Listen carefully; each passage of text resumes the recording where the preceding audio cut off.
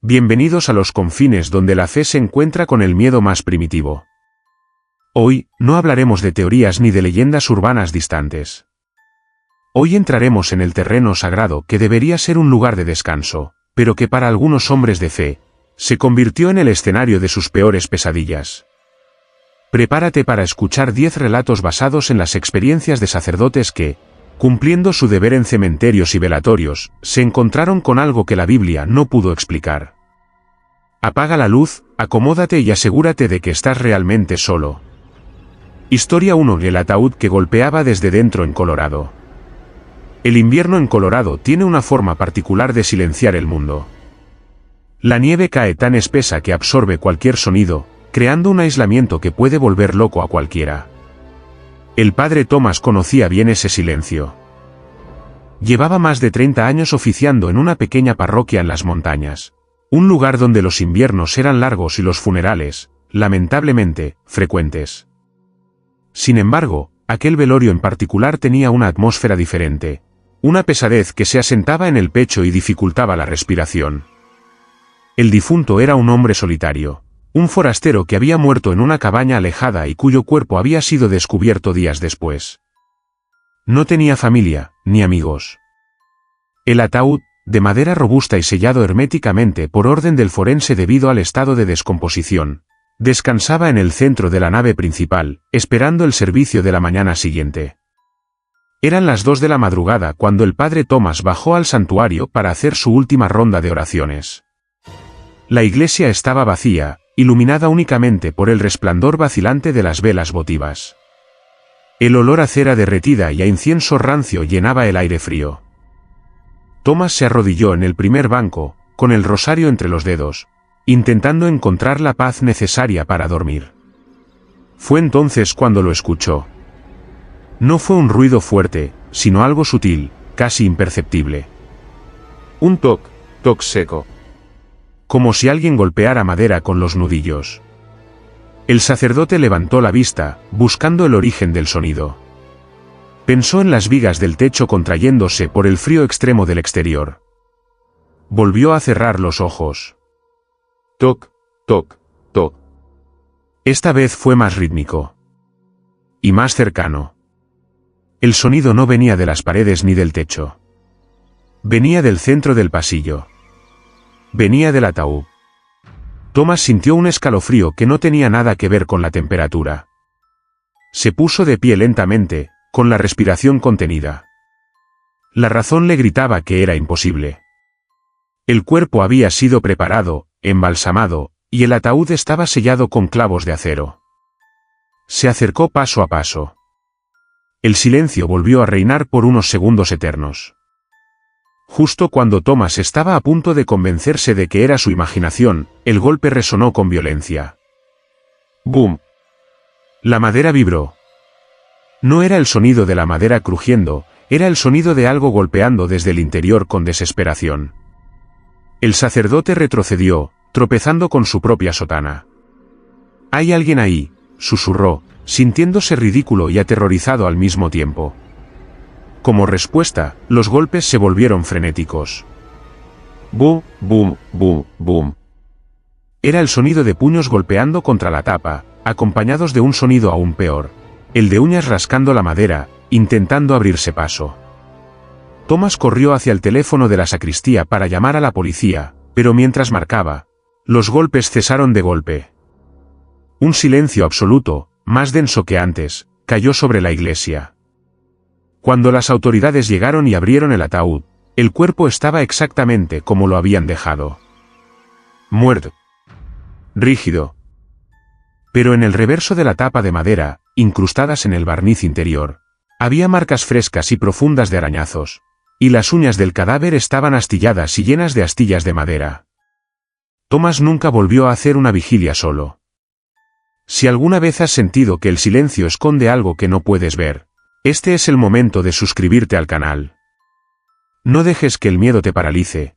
Únete a nuestra comunidad de lo oculto y deja tu like ahora mismo para que esta historia llegue a más almas valientes. Historia 2. Las fotografías que lo seguían con la mirada en un cementerio de Valencia. El cementerio de Valencia, bajo el sol abrasador del verano español, Es un laberinto de mármol blanco y cipreses que proyectan sombras alargadas. Para el padre Manuel, caminar por sus pasillos era parte de su rutina semanal. Le gustaba visitar las tumbas más antiguas, aquellas que ya no recibían flores, para orar por las almas olvidadas. Siempre había encontrado una cierta belleza melancólica en los retratos de cerámica ovalada incrustados en las lápidas. Rostros en blanco y negro de personas que vivieron hace 100 años, miradas fijas que parecían desafiar al tiempo. Pero aquel martes de agosto, el aire estaba estancado, pesado, sin una sola brisa que moviera las hojas de los árboles. Manuel caminaba por la sección antigua, rezando el Salmo de la Misericordia en voz baja. Se detuvo frente al nicho de una familia fallecida en la gripe de 1918. Había 3 fotos, un padre, una madre y una niña pequeña. Manuel había pasado por allí 1000 veces. Conocía esas caras. Pero ese día, algo en la visión periférica del sacerdote le hizo detenerse en seco. Tuvo la absurda sensación de que la foto del padre, un hombre de bigote severo, había girado la cabeza levemente hacia la izquierda, siguiéndolo mientras pasaba. El sacerdote se frotó los ojos, culpando al calor y a la deshidratación. Se acercó a la lápida para inspeccionar la cerámica. Estaba sucia por el polvo, pero la imagen era estática, por supuesto. «Señor, dame claridad», murmuró. Sin embargo, al dar la espalda para continuar su camino, sintió una presión física en la nuca, esa sensación inconfundible de ser observado con intensidad. Se giró rápidamente. Su corazón dio un vuelco. Ahora, no solo era el padre. La madre y la niña también lo miraban. No era un truco de la luz. Sus pupilas, antes centradas en el infinito, estaban clavadas directamente en él. Y lo peor no eran los ojos, eran las expresiones. La niña, que en la foto original sonreía angelicalmente, ahora tenía una mueca sutil de angustia, con los labios ligeramente torcidos hacia abajo. El padre parecía furioso. Manuel sintió que las piernas le fallaban. Quiso correr, pero el miedo lo ancló al suelo. Dio un paso lateral hacia la derecha.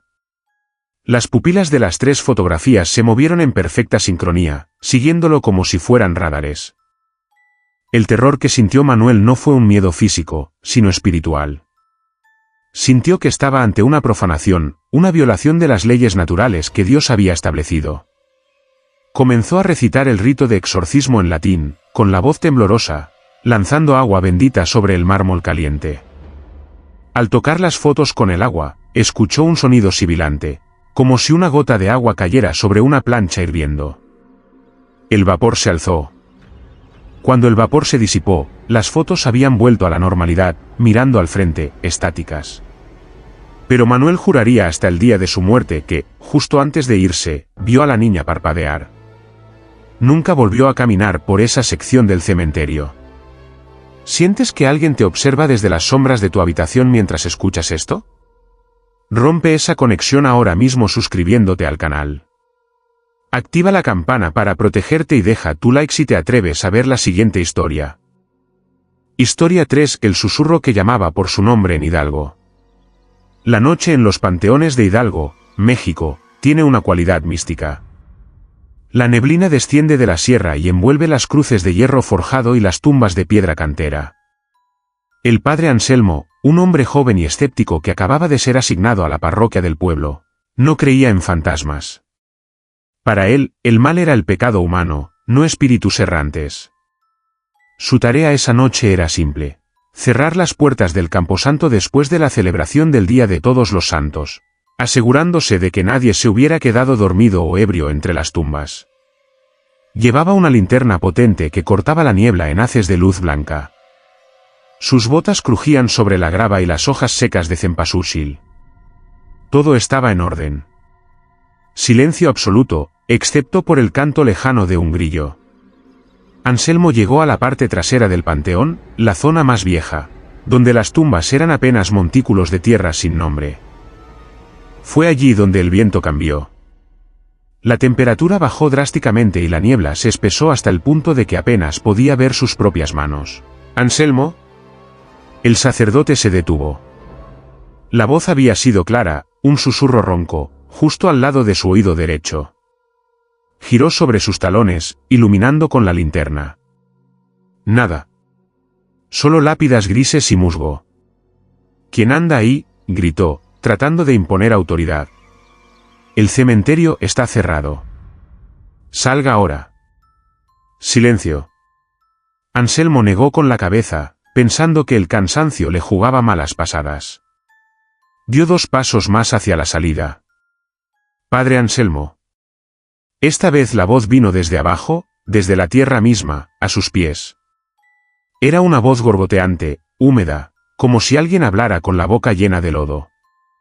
Anselmo retrocedió de un salto, apuntando la luz al suelo. No había nadie. Pero la voz continuó, ya no desde un solo punto, sino desde todas partes. El viento parecía llevar su nombre, entrelazándolo con las ramas de los árboles. Anselmo, ayúdanos. Anselmo, no te vayas. No eran demonios burlándose. El tono era de súplica, de una tristeza infinita y agónica. Eran voces de ancianos, de niños, de hombres y mujeres, todas superpuestas, pronunciando su nombre con una familiaridad aterradora. ¿Cómo sabían su nombre? Él acababa de llegar al pueblo. Nadie allí lo conocía bien, mucho menos los muertos de hace un siglo. El coro de susurros aumentó de volumen hasta convertirse en un zumbido ensordecedor que vibraba en sus dientes. Anselmo sintió manos invisibles rozando su sotana, tirones suaves pero firmes que intentaban arrastrarlo hacia la tierra. ¿Corrió? Corrió como nunca lo había hecho, tropezando con las cruces, sintiendo que el aliento gélido de los muertos le mordía la nuca hasta que cruzó el portón de hierro y lo cerró de un golpe. Esa noche, entendió que el sacerdocio no era solo guiar a los vivos, sino sobrevivir a los muertos que se niegan a ser olvidados. Si alguna vez has escuchado tu nombre cuando estás completamente solo, sabes el terror que se siente. Confirma que estás del lado de los vivos suscribiéndote ahora mismo. Dale like a este vídeo para silenciar las voces y continuemos con el recorrido. Historia 4. La mujer que se desvaneció en el aire en Nuevo México. El desierto de Nuevo México es vasto e implacable. El cementerio de la pequeña misión estaba rodeado por kilómetros de arena roja y arbustos rodantes. Era un lugar donde el horizonte se extendía hasta el infinito y donde era imposible esconderse. El padre Julián estaba terminando de supervisar el mantenimiento de la cerca perimetral una tarde de noviembre, justo cuando el sol comenzaba a teñir el cielo de violeta y naranja. La visibilidad era perfecta. No había árboles, ni estructuras grandes, solo las lápidas bajas y el suelo árido. A unos 50 metros de distancia, cerca de una tumba reciente, Julián vio a una mujer. Estaba vestida de luto riguroso, con un velo negro antiguo que le cubría el rostro y un vestido largo que parecía de otra época, quizás de finales del siglo XIX. Estaba de pie, completamente inmóvil, con la cabeza gacha en actitud de profunda oración o dolor. Julián sintió una punzada de compasión. Pensó que era alguna viuda que había entrado por la puerta lateral que a veces dejaban abierta. Decidió acercarse para ofrecerle consuelo o simplemente para decirle que cerrarían pronto. Mientras caminaba hacia ella, sus ojos no se apartaron de la figura. Notó que la tela de su vestido no se movía, a pesar de que el viento del atardecer soplaba con fuerza, levantando polvo a su alrededor. «Señora», llamó Julián suavemente cuando estaba a unos 10 metros. La mujer no respondió. No se movió ni un milímetro. Julián dio unos pasos más. «Hija, va a anochecer pronto. ¿Necesita que la acompañe?» Estaba a solo 5 metros ahora. Podía ver los detalles del encaje de su velo. Y entonces, sucedió lo imposible. Mientras Julián daba el siguiente paso, la figura de la mujer comenzó a perder consistencia. No se fue caminando, no se escondió. Simplemente, comenzó a volverse translúcida. Primero, Julián pudo ver la cruz de piedra detrás de ella a través de su cuerpo. Luego, sus contornos se desdibujaron como acuarela bajo el agua. El sacerdote se detuvo en seco, boquiabierto, mientras la mujer se deshacía en el aire como si fuera una columna de humo de incienso dispersada por una ráfaga de viento. En cuestión de 3 segundos, no había nada. Solo el aire vacío y la lápida solitaria. Julián corrió hacia el lugar donde ella había estado. El suelo era de arena suelta. Estaban sus propias huellas, marcadas y profundas. Pero en el lugar donde la mujer había estado parada, la arena estaba completamente lisa, virgen. No había huellas de entrada, ni de salida, ni marca alguna de que alguien hubiera estado allí. Julián tocó la lápida, estaba helada, mucho más fría que el aire ambiente. Comprendió entonces que no había intentado consolar a una viuda, sino a la propia memoria del dolor que se negaba a abandonar ese lugar. Lo que es real y lo que no, a veces se confunde en los lugares sagrados. Si crees que hay dimensiones que se cruzan con la nuestra, suscríbete al canal para explorar más misterios. Deja tu like ahora mismo, es tu ancla a esta realidad. Historia 5. La campana que sonó 3 veces sola en Tarragona. En las afueras de Tarragona, España, existe una pequeña capilla románica adjunta a un cementerio familiar. La capilla, antigua y desgastada por los siglos, tenía un pequeño campanario con una campana de bronce que no se había tocado en décadas. La cuerda estaba podrida y el mecanismo oxidado, atascado por el salitre del mar cercano. El padre Ramón, un hombre de ciencia y fe, encargado de la restauración del lugar, había verificado personalmente que la campana estaba inmovilizada. Era físicamente imposible moverla sin herramientas pesadas. Era una tarde gris, sin una gota de viento. El aire estaba estancado, pesado como el plomo. Ramón estaba dentro de la capilla, catalogando los registros de defunción antiguos. Estaba leyendo en voz alta los nombres para verificar la caligrafía. Josep Vila, 1890. María Martí, 1902. Antonio Gauss, 1915. Al pronunciar el nombre de Antonio Gauss, un sonido metálico, profundo y resonante rompió el silencio sepulcral. Don. Ramón saltó de su silla, tirando los libros. El sonido venía indiscutiblemente de arriba, del campanario. El corazón le latía desbocado. Pensó en vándalos, en algún animal grande. Corrió hacia la puerta de la capilla y miró hacia arriba. La campana estaba quieta. No había nadie en el techo, ni en los alrededores. Calma, Ramón, calma, se dijo. Pudo ser una tensión en el metal. Volvió a entrar, con los nervios de punta. Se sentó y miró el libro de registros. El nombre de Antonio Gauss seguía allí. Ramón, sintiendo una extraña compulsión, susurró de nuevo, ¿Antonio Gauss? Don. Esta vez el sonido fue tan fuerte que el polvo cayó de las vigas del techo. Ramón sintió un frío glacial recorrer su espalda. No era coincidencia. Era una respuesta. Con las manos temblando, el sacerdote cerró el libro, pero una fuerza interior, una mezcla de terror y curiosidad, lo empujó a probar una vez más. Se puso de pie, mirando hacia el techo, y gritó con voz firme, Antonio Gauss. Si estás aquí, ve en paz. Don. El tercer tañido fue ensordecedor, prolongándose en un eco que parecía no tener fin. Y entonces, la pesada puerta de roble de la capilla se cerró de golpe frente a él, dejándolo en la penumbra. Ramón cayó de rodillas y comenzó a orar. Nunca averiguó quién fue Antonio Gauss, ni qué pecado o dolor lo ataba a esa campana, pero se aseguró de que, durante la restauración, el badajo de la campana fuera retirado y fundido. Hay sonidos que no pertenecen al mundo de los vivos. El sonido de la campana anuncia el final, o el comienzo de algo terrible. Suscríbete ahora para no perderte ninguna señal del más allá. Deja tu like si no quieres escuchar esa campana esta noche en tus sueños. Historia 6. El perro negro que guiaba al padre en un panteón de Veracruz. En las tradiciones de Veracruz, se habla mucho de los animales como guías de almas. Los Xoloitzcuintles que ayudan a cruzar el Mictlán. Pero lo que el padre Felipe encontró una noche lluviosa no era un guía benevolente, o al menos, no uno de este mundo. Felipe había sido llamado de urgencia para dar la extremaunción a un velador que había sufrido un infarto en la caseta del Panteón Municipal. Al llegar, la ambulancia ya se había llevado el cuerpo, pero el ambiente había quedado cargado de una electricidad estática inusual.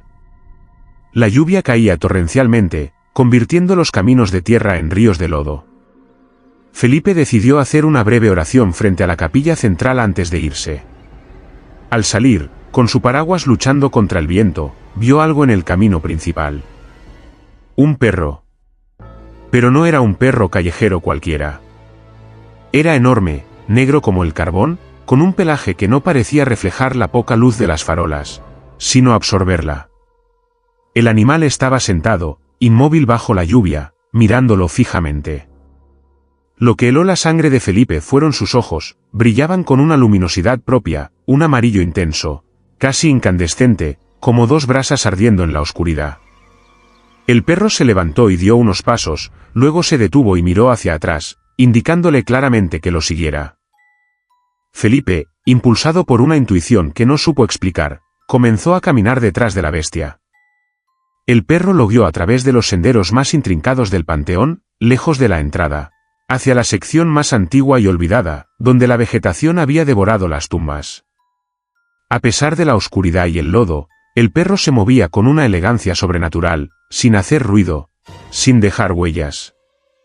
Finalmente, el animal se detuvo frente a una tumba semihundida, cubierta de enredaderas espinosas. Se sentó y aulló, un sonido largo y lúgubre que se mezcló con el trueno. Luego, simplemente se desvaneció en las sombras, como si se hubiera fundido con la noche. Felipe se acercó a la tumba, iluminando con su celular. Apartó las ramas con cuidado. La lápida estaba rota, pero pudo leer el nombre y la fecha. Era la tumba de un niño, fallecido hacía 50 años, cuya lápida había sido profanada con símbolos extraños, símbolos de brujería reciente. Alguien había estado usando esa tumba olvidada para rituales oscuros. El perro no lo había llevado a una trampa, lo había llevado a limpiar el lugar. Felipe pasó el resto de la noche bajo la lluvia, limpiando la tumba y bendiciéndola, liberando al inocente de la atadura impuesta. Nunca volvió a ver al perro, pero siempre supo que esa noche, el guardián del inframundo le había pedido ayuda a un siervo de Dios. Los guardianes vienen en muchas formas, algunas aterradoras. Si respetas a los protectores del más allá, suscríbete al canal ahora mismo. Deja tu like como ofrenda y sigamos con el siguiente relato. Historia 7: El grito que congeló el aire en Kansas. Las llanuras de Kansas son conocidas por sus vientos constantes que azotan los campos de trigo y los cementerios rurales. El padre John estaba acostumbrado al aullido del viento, era la banda sonora de su vida. Aquella tarde de otoño, estaba supervisando un entierro pequeño. La familia ya se había ido, y los sepultureros estaban terminando de cubrir el ataúd. John se quedó unos minutos más para disfrutar de la soledad y reflexionar. El viento soplaba con fuerza, doblando los árboles y agitando su estola. El ruido de las hojas secas arrastrándose por el suelo era constante. De repente, sin previo aviso, sucedió. Un grito. Un único grito femenino, desgarrador, agudo y lleno de un terror absoluto, resonó en medio del cementerio. No parecía venir de una garganta humana, sino de todas partes a la vez, como si el cielo mismo hubiera gritado. Y en ese instante exacto, el mundo se detuvo. El viento cesó de golpe. No disminuyó gradualmente, paró en seco. Las ramas de los árboles que se agitaban violentamente se quedaron inmóviles en posiciones antinaturales. Las hojas que volaban en el aire cayeron a plomo, como si la gravedad hubiera aumentado de repente. El silencio que siguió al grito fue lo más aterrador que John había experimentado jamás. Era un silencio físico, pesado, como estar bajo el agua. Sintió una presión en los oídos. El aire se volvió gélido, congelando el aliento en sus pulmones. Miró a los sepultureros. Estaban pálidos, con las palas en las manos, mirando a su alrededor con los ojos desorbitados. Nadie se atrevía a moverse. Sentían que algo inmenso, algo invisible y terrible, estaba pasando justo por encima de ellos, absorbiendo la energía del lugar. Esa sensación de estancamiento duró quizás 10 segundos, pero parecieron horas. Luego, tan repentinamente como había parado, el viento volvió a soplar con un rugido furioso, casi tirando a John al suelo. El grito no se repitió. Pero esa noche, todos los pájaros de la zona aparecieron muertos alrededor del cementerio, como si el grito hubiera roto sus pequeños corazones en el aire. Hay gritos que no se escuchan con los oídos, sino con el alma. Si no quieres quedarte congelado en el miedo, suscríbete al canal ahora y únete a nosotros. Deja tu like para romper el silencio y avanza hacia la siguiente historia. Historia 8. La puerta que se cerró sola en el osario de Segovia. Los osarios son lugares cargados de una energía densa. Son el depósito final de los huesos cuando ya no hay espacio en la tierra. En un antiguo monasterio de Segovia, el padre Andrés tenía la tarea de inspeccionar el osario subterráneo debido a unas filtraciones de humedad. Era un cuarto pequeño, de piedra, lleno de estanterías con restos humanos ordenados y cajas de madera. La única entrada era una pesada puerta de hierro que siempre se dejaba abierta con un tope de madera por seguridad. Andrés entró con su linterna. El aire olía a polvo, moho y a tiempo detenido. Mientras revisaba una pared del fondo, escuchó un sonido metálico a sus espaldas. ¿Qué? El sonido del pestillo. Se giró rápidamente. La puerta de hierro estaba cerrada. El tope de madera estaba dentro de la habitación, a unos metros de la puerta, como si alguien lo hubiera pateado hacia adentro con fuerza. El sacerdote corrió hacia la puerta y empujó. Estaba cerrada. Trató de abrirla desde dentro, pero el mecanismo era viejo y no tenía manija interior. Solo se abría con llave desde fuera. «Hermano Mateo. Estoy aquí», y gritó, golpeando el metal. Nadie respondió. El monasterio era grande y el osario estaba en el sótano profundo. Fue entonces cuando la oscuridad se volvió opresiva. Andrés pegó su oído a la puerta para escuchar si venía alguien. Pero no escuchó pasos. Escuchó algo mucho peor. Justo detrás de él, a escasos centímetros de su nuca, escuchó una respiración. Una respiración lenta, rasposa y profunda. ¡Ah! ¡Ah! Andrés se quedó paralizado. Sabía que estaba solo en esa habitación de 3 por 3 metros. Sabía que lo único que había allí eran huesos secos. Pero la respiración era húmeda, cálida. Podía sentir el vaho en su cuello. No se atrevió a girarse. Cerró los ojos y comenzó a rezar el credo en voz alta, gritando cada palabra para tapar el sonido de aquella respiración que se acercaba más y más a su oído. Sintió una frialdad extrema rodearlo, como si estuviera metido en un bloque de hielo.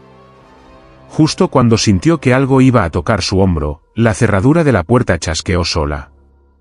¡Kick! La puerta se abrió chirriando lentamente, revelando el pasillo vacío e iluminado. Andrés salió tropezando, casi gateando, hacia la luz. Nunca supo qué o quién lo había encerrado, pero su cabello, que era negro azabache al entrar, salió con un mechón completamente blanco esa tarde. El encierro es una de las peores torturas, especialmente si no estás solo en la oscuridad. Asegura tu salida suscribiéndote al canal ahora mismo. Deja tu like si valoras tu libertad y tu cordura. Historia 9. El retrato que envejeció en segundos en Sonora. En los pueblos de Sonora, el culto a los ancestros es sagrado. El padre Gabriel visitaba la casa de una familia devota cuyo patriarca había fallecido recientemente. Como era costumbre, la familia había montado un altar en el patio, lleno de flores, velas y una fotografía grande del difunto cuando era joven, un muchacho apuesto de unos 20 años, sonriente y lleno de vida. Gabriel estaba bendiciendo el altar, rociando agua bendita sobre las ofrendas. La familia estaba dentro de la casa preparando comida. El sacerdote se quedó solo frente al retrato. Mientras recitaba la oración final, notó una mancha en la foto, como si el papel se estuviera oscureciendo por la humedad. Se acercó para ver mejor. No era humedad. La imagen estaba cambiando. Frente a sus ojos, en tiempo real, el rostro del joven en la fotografía comenzó a transformarse. La piel tersa se llenó de arrugas profundas, el cabello negro se volvió gris y escaso. Gabriel parpadeó, pensando que era una alucinación por el humo de las velas. Pero la transformación continuó, acelerándose. Los ojos del joven se hundieron en las cuencas, la piel se volvió cerosa, pegada a los huesos. Los labios se retrajeron, mostrando dientes amarillentos y largos. En cuestión de 10 segundos, la foto ya no mostraba al joven apuesto, ni siquiera al anciano que había muerto días atrás. Mostraba el proceso de descomposición. La piel se tornó negra y se agrietó, cayendo a pedazos, revelando el hueso blanco y sucio debajo. Gabriel observó horrorizado cómo la imagen se convertía en una calavera mueca y grotesca que parecía mirarlo, con una malicia infinita. No era una imagen estática, era como ver una película en cámara rápida de la muerte consumiendo la vida. El sacerdote retrocedió, chocando contra una mesa y tirando un florero. El ruido alertó a la familia, que salió corriendo al patio. ¿Qué pasa, padre?, preguntaron asustados. Gabriel señaló la foto con mano temblorosa, incapaz de hablar. Cuando la familia miró, la foto estaba normal. El joven apuesto sonreía desde el marco de plata. La familia lo miró con preocupación, pensando que el calor le había afectado. Pero Gabriel sabía lo que había visto. La muerte le había mostrado su verdadero rostro, recordándole que la juventud es solo una máscara temporal que el tiempo devora sin piedad. El tiempo no perdona a nadie, y la muerte siempre revela su rostro. Si quieres ver la verdad detrás del velo, suscríbete al canal ahora. Deja tu like antes de que tu tiempo también comience a correr más rápido. Historia 10. El llanto detrás del muro del cementerio en Texas. El cementerio donde servía el padre Michael en Texas colindaba con una vasta extensión de terreno baldío, una zona de paso frecuente para migrantes y vagabundos. El muro trasero del cementerio, un muro alto de ladrillo rojo, marcaba el límite entre la tierra consagrada y el desierto salvaje. Michael tenía la costumbre de caminar junto a ese muro al atardecer, rezando por aquellos que morían en el viaje, los desconocidos que a menudo terminaban en fosas comunes. Una tarde de verano, el calor era sofocante incluso al anochecer. Michael caminaba despacio, con el breviario en la mano. De repente, se detuvo. Del otro lado del muro, justo a la altura de su cintura, escuchó un llanto. Era un sollozo débil, ahogado, como el de un niño que ha estado llorando por horas y ya no tiene fuerzas. ¿Hola? ¿Hay alguien ahí?, preguntó Michael, acercándose al ladrillo caliente. ¿Necesitas ayuda? El llanto se detuvo un segundo y luego continuó, más lastimero. Mami, tengo sed. El corazón de Michael se rompió. Pensó que era un niño abandonado o perdido. «Espera ahí. Voy a buscarte», gritó. Corrió hacia el portón lateral, a unos 100 metros de distancia, para salir al terreno baldío y rodear el muro. Tardó menos de 2 minutos en llegar al punto exacto donde había escuchado la voz. Pero cuando llegó, no había nadie. El terreno era plano, con hierba baja y seca. No había arbustos, ni rocas donde esconderse. Podía ver kilómetros a la redonda. No había ningún niño, ni huellas en la tierra polvorienta. Confundido, Michael volvió a entrar al cementerio y se acercó al muro por dentro. «¿Sigues ahí?», susurró, pegando la oreja al ladrillo. «Aquí hace frío, déjame entrar», respondió la voz, ahora justo al otro lado del muro, a centímetros de su cara, separada solo por los ladrillos. Pero Michael estaba viendo el otro lado, sabía que estaba vacío. La voz no venía del campo abierto. La voz venía de dentro del muro, o quizás, de una dimensión atrapada justo en el límite. «Déjame entrar, por favor», suplicó la voz, transformándose lentamente de un niño a algo gutural y profundo, algo que arañaba la piedra desde el otro lado. Michael retrocedió, comprendiendo que el muro no solo separaba propiedades, sino mundos, y que algunas cosas estaban desesperadas por cruzar a tierra consagrada. Desde entonces, Michael reza, pero nunca, jamás, vuelve a acercarse a ese muro después de la caída del sol. Hay fronteras que nunca deben cruzarse y voces que nunca deben ser escuchadas. Si has llegado hasta aquí, eres un verdadero sobreviviente del horror. Suscríbete al canal para sellar tu protección contra lo desconocido. Deja tu like final y comparte este vídeo, Dicen que compartir el miedo lo hace menos poderoso, o quizás, solo lo propaga. Hasta la próxima pesadilla.